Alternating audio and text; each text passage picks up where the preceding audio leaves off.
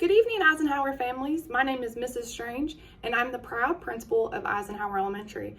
I want to welcome you this evening as we have our virtual open house. I know that we would all much rather be in person here in the building for you to tour our building and see classrooms. But with the status of COVID at this time in our community, we just knew that it would be a safer bet to hold this virtually. Our teachers have done a fabulous job of preparing presentations that will really give you insight onto your child's classroom, and also, of course, just talking with your student and finding out about their classroom and their teacher and the things that they're working on would be great for you to do as well. I'm going to start off by saying next to this video you will see a notepad that says sign in here. And why this is important and will be the most important probably to your student is that every time a parent has signed in, for every parent that has signed in, their student will be entered into a drawing for prizes. And in that sign-in sheet is just a record of your viewing of this video, and then also it gives you an opportunity to ask any questions about what I'm getting ready to discuss with you. So, the main purpose of this presentation tonight is to tell you about our Title I status. So Eisenhower has recently been given that status, and this and what Title I actually is the largest federally funded program in education. It began in 1965 when President Lyndon Johnson recognized the extreme difficulty that children were having learning to read. So these children were from low income and disadvantaged areas and backgrounds. The purpose of Title I is to ensure that every child, even disadvantaged and low income children, has a fair, equitable, and significant opportunity to obtain a high quality education and reach at minimum proficiency on challenging state academic standards and assessments. For this plan to be accomplished, Title I provides additional funding and resources to schools and districts. Each school has the authority to determine the way or ways the funds are used with some limited restrictions. So our school has earned federal funding under Title I, and we plan to use that funding for things such as technology improvements, instructional materials, curricular materials. We've even discussed having additional assistants in order to provide instruction to our students in smaller groups, perhaps.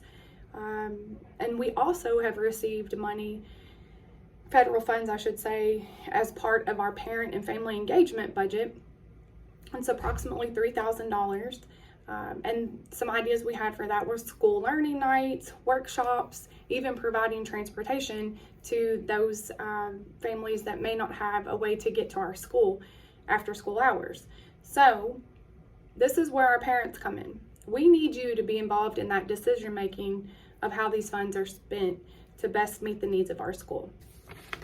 Recently, we have had a parent volunteer to serve as our Parent Advisory Council representative for Title I, and her name is Ms. Cher Sarabia, and she has volunteered as our parent representative, like I said. We also would love to have more parents involved in that decision-making process and to meet with our council as we decide on how we best want to spend that money, like I said.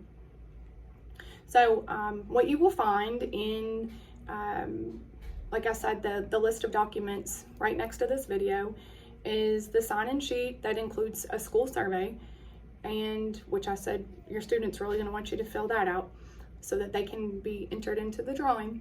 And then also you will find Title I handouts that include a school policy, which our SBDM will be voting on that at some point this month, the JCPS policy for Title I, and then also what we call a parent and family compact.